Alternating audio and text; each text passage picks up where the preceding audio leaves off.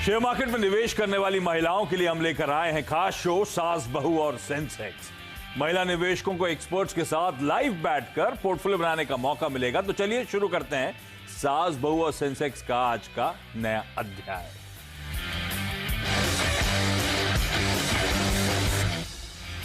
अच्छा, आज सबसे पहले तो आप लोग की स्क्रीन पे वो WhatsApp number, toll free numbers, आपको मेरा ट्विटर आईडी पता होगा, रीच आउट करिए। कोशिश करूंगा इस शो में या आने वाली आगे के चैप्टर्स में आप लोग की क्वेरीज इस प्लेटफॉर्म पे रेज करी जाए। आज मदद करेंगे आप लोग की मार्केट एक्सपर्ट अमरीश बलिगा साहब और साथ साथ निर्मल बंग सिक्योरिटीज के विकास सालुंके। आप दोनों का स्वागत है। और आगे बढ़ूं उससे पहले जरा भारतीय बाजार स्क्रीन पर आने चाहिए आप लोग के। और क्या गजब का मोमेंटम ग्लोबली इक्विटी मार्केट्स में बना हुआ है। आज भी देखिए किस तरह की तेजी, 1.5% निफ्टी में उछाल कह लीजिए, 12,074 तो ऑलमोस्ट दिन के हाईस के आसपास डटे हुए हैं भारतीय बाजार। तो एक ओवरनाइट संकेत अच्छे थे। यूएस में कल अच्छी खासी तेजी थी, 2 से लेकर 3.5-4% तक का उछाल था वहां पे तमाम बेंचमार्क्स में। और कल रात से हम सबको पता है एसजेएक्स निफ्टी किस तरह की तूफानी तेजी के इंडिकेशंस दे रहा था। तो गैप अप के साथ शुरुआत हुई। कई लोगों को डर यह था कि एक्सपायरी के दिन गैप अप के बाद ये रैली कहीं फिजल आउट ना हो जाए। नहीं हुई है अब तक रैली इंटैक्ट है। इनफैक्ट रह रहे कि तूल पकड़ रही है। वो आपने मिड कैप्स में देखा आता हुआ, बैंक निफ्टी देखिए स्क्रीन पर 1.5% का वो भी उछाल दिखा रहा है। तो अब तक तो फिजल आउट नहीं हुई है। सेकेंड हाफ इंपॉर्टेंट होगा क्योंकि आज थर्सडे है, वीकली ऑप्शंस एक्सपायरी का दिन है। तो ऐसे में क्विकली पहले आपके पास आ रहा हूं विकास, क्या लग रहा है ये रैली सेकेंड हाफ में फिजल आउट होने वाली है या और कंसोलिडेट करने के मूड में? कैसे आप एक्सपायरी को अप्रोच कर रहे हो आज के दिन? Good afternoon Ashish ji. देखो, ओवरऑल अगर मार्केट सेटअप देखूं यहाँ पे, तो जो लॉन्गर टर्म चैनल जो है अपर चैनल, उसके अपर साइड का जो चैनल है वहां पे आज इंडेक्स ने टच किया है, जो 12,100 के आसपास आ रहा है। तो अप साइड में हम लोग एक्सपेक्ट कर सकते हैं कि थोड़ा बहुत यहाँ पे प्रॉफिट बुकिंग देखने मिल सकती है। देखो, लास्ट कुछ दिनों में 12,040 का जो लेवल है उसको ब्रेक नहीं कर पा रहा था, और आज जो गैप अप से उसके ऊपर ही ओपन हुआ, उसके ऊपर ही पूरा फर्स्ट हाफ तो उसके ऊपर ही ट्रेड कर रहा है। तो मुझे लगता है कि एक बार प्रॉफिट बुकिंग देखने मिल सकती है। देखो, जो इवेंट स्पेसिफिक मोमेंट था वो तो आ चुका था मार्केट में। अभी यहाँ पे थोड़ा सा मुझे लगता है टुवर्ड्स एक्सपायरी जो है आज वीकली एक्सपायरी, तो मुझे लगता है थोड़ा सा प्रॉफिट बुकिंग यहाँ पे देखने मिल सकता है। ओवरऑल ट्रेंड जो है अभी भी एक पॉजिटिव साइड में है। यहाँ पे मुझे नहीं लगता एकदम से वीकनेस देखने मिल सकती है, क्योंकि नीचे में इंपॉर्टेंट सपोर्ट यहाँ पे देखने मिले थे 11,800 के आसपास के। तो वहां से ऊपर आया। आज सिर्फ इंट्राडे देखना है कि 12,040 के ऊपर ये क्लोज होता है कि नहीं, उसके ऊपर एक्सपायर होता है कि नहीं। अगर उसके नीचे होता है तो मुझे लगता है आगे के 1-2 दिन में एक बार प्रॉफिट बुकिंग देखने मिल सकती है। तो प्रॉफिट बुकिंग थोड़ी बहुत आ सकती है इन लेवल्स के आसपास, चैनल के अपर रेजिस्टेंस बैंड के आसपास है जैसे विकास कह रहे हैं, लेकिन दमखम इंटैक्ट है भारतीय बाजारों में, इस बात का ध्यान रख लेंगे। अमरीश, सबको दिखा दीजिए स्क्रीन पे जो जो जुड़ गए हैं, जो जो जुड़ने वाली हैं, सब कुछ दिखाइएगा। लेकिन अमरीश के पास जरा एक सवाल लेना था मुझे, ये हो क्या रहा है? आशीष, मेरे से पूछ रहे हैं? ये आप ही से है सर। इनफैक्ट हम लोग सोचा था कि काफी वॉलेटिलिटी होगी मार्केट में, और इंस्टेड ऑफ वॉलेटिलिटी हम लोग वन वे अभी देख रहे हैं रैली, और श्योरली तो थोड़ा बहुत प्रॉफिट बुकिंग तो हो सकता है। बट देन आई थिंक जिस तरह से रैली चल रही है and looking at Diwali coming closer, शायद उस वक्त हम लोग एक नया हाई भी दिखा सकते हैं। पर मैं ये बोलूंगा कि यदि नया हाई देखते हैं तो एक बार उस लेवल पे प्रॉफिट बुक कर लेना चाहिए, क्योंकि looks like we have run ahead of the fundamentals. तो थोड़ा बहुत तो प्रॉफिट बुक कर लेना चाहिए। हाँ, तो फंडामेंटल्स की तो अरे बाप रे, एकदम से अचानक और तेजी तूल पकड़ रही है। 12,088 के लेवल्स हैं देखिए आप लोग की स्क्रीन पर। सेंसेक्स अब 630 अंक की मजबूती। ये तो गजब का मूव है भारतीय बाजारों में। कुछ और मूवमेंट्स आएंगे तो मैं लौटूंगा, लेकिन एक काम करता हूं, अब जरा क्विकली सवाल जवाब के सिलसिले की शुरुआत। और सबसे पहले जा रहा हूं गुड़गांव। अंजलि मेहता जी आप लोग को आपकी स्क्रीन पे नजर आएंगे। Anjali ma'am, hi, good afternoon ma'am. Good afternoon Ashish. Stock market में कब से कैसी रही जर्नी, कैसे आई स्टॉक मार्केट्स में, और अब तक का पोर्टफोलियो परफॉर्मेंस कैसा रहा, जरा समझाइए। एक्चुअली शुरुआत हुई थी, मेरे फादर बहुत इंटरेस्ट से करते थे, तभी इंटरेस्ट आ गया था। और after marriage my husband is also doing it and he pushed me towards it. तो पिछले 8-10 ईयर्स से मैं शेयर मार्केट में हूँ ऑन एंड ऑफ। और earlier I used to do long term, and from last 1 or 2 years I am doing short term or positional calls. So I am loving it. और इसका मतलब I am loving it, जब आपने tagline use कर दी तो इसका मतलब है अच्छा रहा है अब तक की जर्नी, अच्छा स्टॉक मार्केट के पैसे आ रहे हैं। अच्छा, ये जो आप स्टॉक्स चुनते हो, ये अपनी खुद की स्टडी या डैड और हस्बैंड सब मिलके आप लोग डिसाइड करते हो कौन सा स्टॉक लेना है लॉन्ग टर्म के लिए, कहाँ ट्रेड करना है, ऐसा होता है क्या? नहीं, हस्बैंड और मैं दोनों हम लोग डिस्कस करते हैं। बट हाँ, स्टडी इज नेसेसरी, तो स्टडी भी करती हूँ। फंडामेंटली स्ट्रांग जो स्टॉक्स होते हैं उन्हीं में इन्वेस्ट करती हूँ। अरे वाह, तो आप लोग जब अगला स्टॉक चूज करेंगे तो हमें भी बताइएगा। लेकिन इस समय आपकी क्वेरी कौन सी है मैम? 2 स्टॉक्स है ना, तो पहला कौन सा? जी, I bought Bajaj Finance at 2700. I book some profit, partially profit into it, but I still have 150 shares with me. So just want to confirm, should I sell it or I can wait for 1 or 2 year also? ठीक है, तो अंजलि, ये जो Bajaj finance खरीदा था जब ये pandemic के बाद लॉकडाउन के समय पिटाई हुई थी स्टॉक की, तब आप लोगों ने कंसेंसस के साथ डिसाइड किया था कि बजाज फाइनेंस खरीदा जाए, ऐसा था? जी जी जी। तो ये ट्रेडिंग के लिए ही लिया था या लंबी अवधि के लिए रख सकते हैं, ऐसा कुछ नहीं, मुनाफे से मतलब है? जी जी, लिया तो लॉन्ग टर्म के लिए था, बट अच्छा प्रॉफिट हो रहा था, तो आई सोल्ड एट अराउंड 3200। फिर जब गिरा तब मैंने फिर से खरीदा। और अब अभी 3600 के ऊपर है। 3000 पे भी गया था, but now I am thinking कि करना क्या चाहिए। ठीक बात, बिल्कुल ठीक है। प्रॉफिट बुक करा जाए नहीं करा जाए। अमरीश, क्या करते हैं आप? इन्होंने बाइंग तो अच्छी करी, तो इनके और इनके हस्बैंड ने मिलकर सही कॉल लिया, बजाज फाइनेंस पे दाव लगाया, हिम्मत दिखाई जब ये पिट रहा था स्टॉक, रिवॉर्ड भी हुआ, एक टाइम प्रॉफिट बुक कर लिया, अभी भी अच्छे खासे गेन्स पे बैठी हुई हैं। बिल्कुल वाजिब सवाल। जब आप कह रहे हैं ऊपरी स्तरों पे प्रॉफिट टेकिंग करनी चाहिए, तो क्या बजाज फाइनेंस वो स्टॉक है क्या जिसमें मुनाफा बांध लूं, या लगता है लंबी अवधि में वापस एक मल्टी बैगर होगा, रखे रहना चाहिए पोर्टफोलियो में क्योंकि मेरी एंट्री अच्छी थी? इनफैक्ट ऑलरेडी मल्टी बैगर हो चुका है जहां से शुरू हुआ था, पर इन्होंने क्लियरली काफी अच्छा बाइंग किया था, क्योंकि उस वक्त सभी लोग बोल रहे थे कि ये पिट जाएगा। उसके बाद शायद पिट भी गया है, it went to about 1900 levels, पर वहां से जो रिकवरी आई है, I think it's been extremely good recovery to the current levels. पर मुझे इस लेवल पे लगता है कि एक बार उनको प्रॉफिट बुक करना चाहिए। उन्होंने पार्शियली 3200 में प्रॉफिट बुक किया है, पर I would say at these levels may be 75% या नेarly 100% ही बुक कर लीजिएगा, क्योंकि I mean at least the last quarter was fine as far the results are concern. पर मुझे लगता है कि आगे जाके at least in the next 1 or 2 quarters शायद एनपीएस थोड़े बहुत बढ़ सकते हैं, क्योंकि वी शुड रिमेंबर कि मॉनिटरिंग भी था, and that has also helped in reducing NPAs for the time being, at least visibly. Actually NPAs है, पर शायद डिक्लेयर नहीं हो रहे हैं, वो शायद डिक्लेयर होंगे। पूरे बैंकिंग सिस्टम की बात कर रहा हूँ, not on this company or only NBFCs. Yes. हर एक आई मीन बैंकिंग सिस्टम में ये NPAs बढ़ने वाले हैं over the next 2 quarters। तो अभी अच्छा रेट मिल रहा है, तो एक बार तो निकल जाना चाहिए। हाँ, तो अंजलि, पार्शली या फुली प्रॉफिट बुक किया जा सकता है। आप लोग को मुबारक हो, आप लोग की दिवाली तो अच्छी रहने वाली है बजाज फाइनेंस के चलते। मैं आपकी अगली क्वेरी के लिए मैम लौटूंगा आपके पास, लेकिन अब मैं जरा जोधपुर जा रहा हूं। जोधपुर से आशा जी जुड़ रही हैं। आशा मैम, हाय, गुड आफ्टरनून। बताएं ma'am. Good afternoon sir. Ma'am, आप भी लंबे अरसे से स्टॉक मार्केट में हो क्या? 4-5 साल से मेरी बिटिया कर रही है, उसके बिहाफ पे मैं मतलब हूँ। नहीं तो बिटिया एक्टिवली स्टॉक मार्केट्स में है और उसके बिहाफ पे आप सवाल पूछ रहे हो आज? जी सर। अच्छा, तो बिटिया के पोर्टफोलियो में क्या है मैम? ये सेंट्रल बैंक ऑफ इंडिया के साथ 300 थे, 45.7 उस वक्त था। लेकिन क्या उसके पहले मतलब क्या अब ये परचेज किया जा सकता है? क्या मैं उचित समय पे एवरेज करने के हूँ पक्ष में?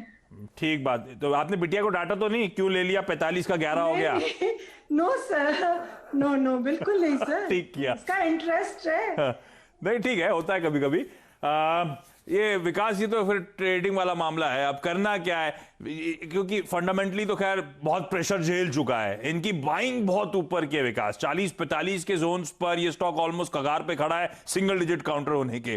क्या करना चाहिए? अगर आपके पास इतनी ऊपर की बाइंग होती है और रखी रह जाती पोर्टफोलियो में, तो क्या करते? इन लेवल्स पे एवरेज करते या एक हारे हुए ट्रेड को एवरेज नहीं करना चाहिए? कैसे अप्रोच करूं, कैसे अपने लॉसेस को मिनिमाइज करूं? जी आशीष जी, अगर मैं यहाँ पे रहूंगा तो मैं ये रिकमेंड भी करना चाहूंगा। देखो, इसमें मुझे नहीं लगता है कि कुछ मोमेंटम आएगा। यहाँ पे एक टाइम उनका कंज्यूम हो जाएगा, बहुत टाइम उनको वेट करना पड़ेगा, और मुझे नहीं लगता है कि इमीडिएट यहाँ पे एक बड़ा मोमेंटम देखने मिलेगा। देखो, इसमें ऊपर में 14 के आसपास एक रजिस्ट्रेशन देखने मिलेगा, और मुझे लगता है उस रेंज में जाके वापस वो फिजल आउट हो जाएगा। तो मुझे नहीं लगता यहाँ पे एवरेज करना चाहिए। अगर चाहे तो कोई दूसरे स्टॉक में अगर शिफ्ट करे, वहां पे ज्यादा अपॉर्चुनिटी मिल सकती है। देखो, आपका ऑलमोस्ट नीचे आया है 35 से 10 के 11 के आसपास ट्रेड करा, बट मुझे इस काउंटर में नहीं लगता कि ज्यादातर अप मूवमेंट आएगा। अगर एवरेज भी करते हो तो भी उनको, मुझे नहीं लगता उनका एवरेज कॉस्ट जो आएगा यहाँ पे, अगर एवरेज भी करते हो तो ठीक है, 20 के आसपास आएगा। तो विकास छोड़ देते हैं एवरेजिंग। अच्छा, आप जब कह रहे हो इस सिर्फ बुकआउट करें, इस लूजिंग हॉर्स पे दाव नहीं लगाने का, अब हम रिटेल की मानसिकता होती है विकास की छोटे टिकट साइज वाला काउंटर, छोटे टिकट साइज वाले काउंटर में कोई अच्छा लगता हो तो आप बताइएगा, तो आशा मैम अपनी डॉटर को बताएंगी, फिर उसमें दाव लगा लिया जाए, किसी में स्विच कर लें। इसमें तो कोई प्रेफर्ड बेट कौन सी होगी आपकी? देखो, अभी बहुत दिनों से हम लोग देख रहे हैं टेलीकॉम सेक्टर में बहुत अच्छा खासा मोमेंटम है इसी रेंज में, और ताकि इसके भी नीचे के रेंज में आइडिया मुझे लगता है कि एक प्रेफरेबल है। यहाँ पे डाउन साइड लिमिटेड है आइडिया में। अगर 8 से यहाँ पे सपोर्ट लेता है, 8 से 7.5 के आसपास अच्छा खासा सपोर्ट लेता है, ये वापस ऊपर में आने का दमखम रखता है। मुझे लगता है अगर ये 6 महीने के पॉइंट ऑफ व्यू से आइडिया के लिए अगर जा सकते हो, तो मुझे लगता है आइडिया वोडाफोन यहाँ पे एक अच्छा काउंटर रहेगा। अगर टेलीकॉम सेक्टर में जिस हिसाब से मोमेंटम देखने मिल रहा है, मुझे लगता है आइडिया यहाँ पे बेटर ऑप्शन रहेगा। अरे बाप रे, विकास खतरों के खिलाड़ी हैं। तो आपकी डॉटर ने सेंट्रल बैंक ऑफ इंडिया को लेकर रिस्क उठाया था खूब तगड़ा, विकास एक और तगड़ा रिस्क की बेट दे रहे हैं आपको, वो है वोडाफोन आइडिया। लेकिन उनके हिसाब से अगले 6 महीनों में शायद होपफुली कुछ बेहतर रिटर्न से स्टॉक डिलीवर करेगा। आशा मैम, समय रहा तो मैं वापस आऊंगा आपके पास। आपकी डॉटर के पोर्टफोलियो का एक और स्टॉक है जिस पे बातचीत करनी है, लेकिन राजकोट जा रहा हूं, राजकोट से उर्वशी जी जुड़ती हुई। उर्वशी मैम, सवाल पूछिए अपना। Good afternoon. मेरे पास एप्कोटेक्स इंडस्ट्रीज के 300 शेयर्स 167 के भाव के खरीदे हुए हैं, क्या मैं उसको होल्ड कर सकती हूँ?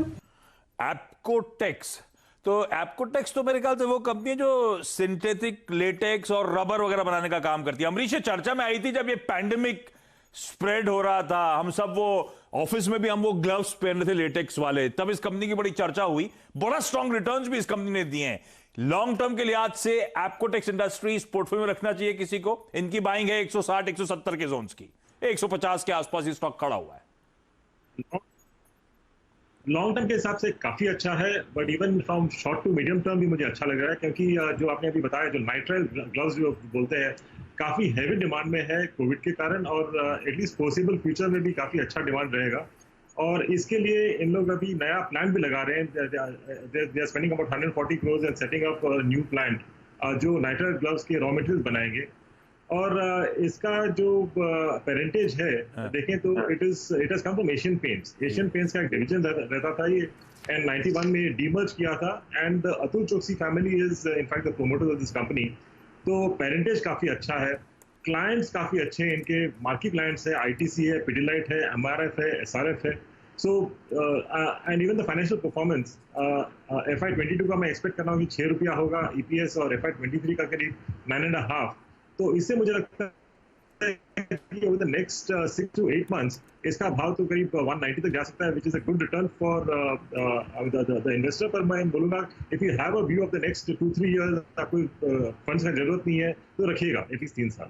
बिल्कुल, स्ट्रॉन्ग पेरेंटेज, बिजनेस अट्रैक्टिव, और थोड़ा सा लॉन्ग टर्म होराइजन के लिए मैम रखिएगा स्टॉक को, कोई दिक्कत नहीं है। एप्कोटेक्स इंडस्ट्रीज फंडामेंटली एक बहुत स्ट्रॉन्ग कंपनी है।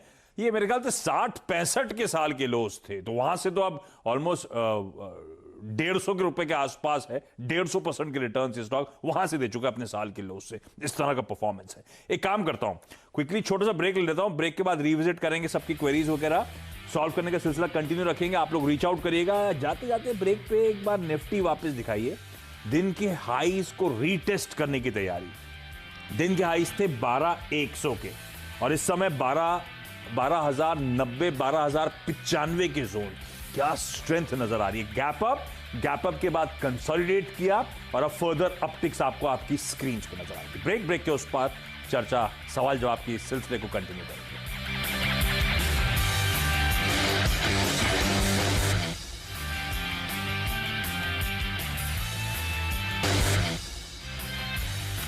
ब्रेक के बाद आपका स्वागत है। तो बाजार जहां छोड़ा था ब्रेक पे जाने से पहले 12,090 के ऊपर, उन्हीं लेवल्स के आसपास इस समय टिका हुआ आपको नजर आएगा। लेकिन चलिए वापस जा रहा हूं गुड़गांव अंजलि मेहता जी के पास। अंजलि, आपका पहला सवाल था बजाज फाइनेंस पर, अगला स्टॉक कौन सा है मैम?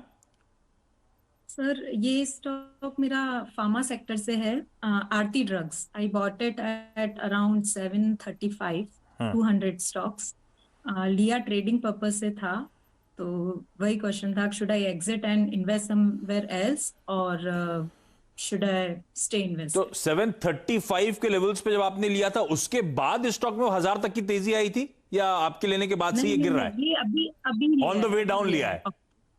जी, अक्टूबर लास्ट वीक। हाँ, तो जब पिट रहा था। तो विकास, ये स्टॉक वैसे गजब का शार्प उछाल आया। डॉक्टर साहब, एक साल का चार्ट दिखाइएगा आरती ड्रग्स का, बहुत सिग्निफिकेंट री-रेटिंग, बहुत शार्प उछाल आया, इक्वली स्ट्रॉन्ग करेक्शन इसमें विकास आता हुआ। चार्ट्स क्या कहती हैं? और गिरते स्टॉक में हमने खरीदने की कोशिश करी थी इस उम्मीद में कि अच्छा मोमेंटम लौटेगा, लेकिन ये स्टॉक वहां से भी गिर रहा है, क्या करना है?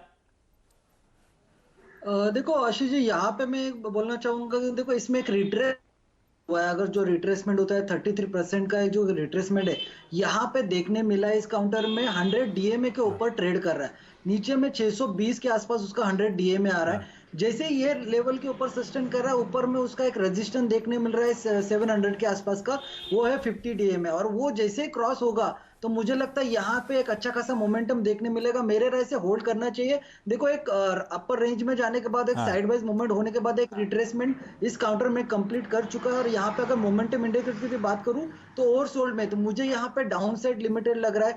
620-600 के आसपास एक स्ट्रॉन्ग सपोर्ट जोन बना चुका है। यहाँ से सिर्फ जैसे ही 700 के ऊपर निकलेगा तो मुझे लगता है वापस ये टूवर्ड्स 900 और 1000 के रेंज में जा सकता है। तो मेरे राय से यहाँ पे होल्ड करके जाइए।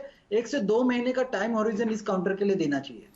तो अंजलि, आरती पे दाव दिक्कत वाला है नहीं, ठीक है। विकास कह रहे हैं कि यहाँ पे कंसोलिडेट कर रहा है, इवेंचुअली 700 के बार ऊपर निकला तो आपके लेवल से तो कहीं ऊपर जाता हुआ नजर आएगा। तो ये भी एक शायद प्रॉफिटेबल एग्जिट हो सकता है। होल्ड करना है मैम इस स्टॉक को। चलिए, समय खत्म हो रहा है क्योंकि आपने स्क्रीन पे हर्षदा को स्विच होते देखा था। डायरेक्टर साहब बता रहे हैं कि हर्षदा रेडी है अगले शो के लिए। तो इस नोट पर उर्वशी, आशा जी, अंजलि जी, आप सबका बहुत बहुत धन्यवाद वक्त निकालने के लिए, और खासतौर पे अमरीश सर, विकास जी जुड़ने के लिए और फंडामेंटल और टेक्निकल पर्सपेक्टिव शेयर करने के लिए थैंक यू। अच्छा अमरीश जी, जाते जाते एक बात बताओ, ट्रंप की बाइडेन क्या लग रहा है फाइनली? यदि बाइडेन आता है then I think Trump surely कुछ ना कुछ सुप्रीम कोर्ट खेलेगा, पहुंच गए, क्रिएट करेगा। तो I think the market is expecting that Trump will remain.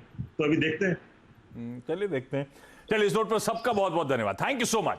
लेकिन ब्रेक लूं उससे पहले बता दूं, सीएनबीसी आवाज और नेशनल स्टॉक एक्सचेंज लेकर आए एक स्पेशल कैंपेन, इन्फॉर्म्ड इन्वेस्टर। आज हम बात करेंगे फाइनेंशियल कमिटमेंट की। अपनी फाइनेंशियल जिम्मेदारी निभाएं। एक निवेशक के लिए यह जानना जरूरी है कि समय पर फाइनेंशियल कमिटमेंट पूरा करना बहुत इंपॉर्टेंट है, नहीं तो भारी जुर्माना लग सकता है।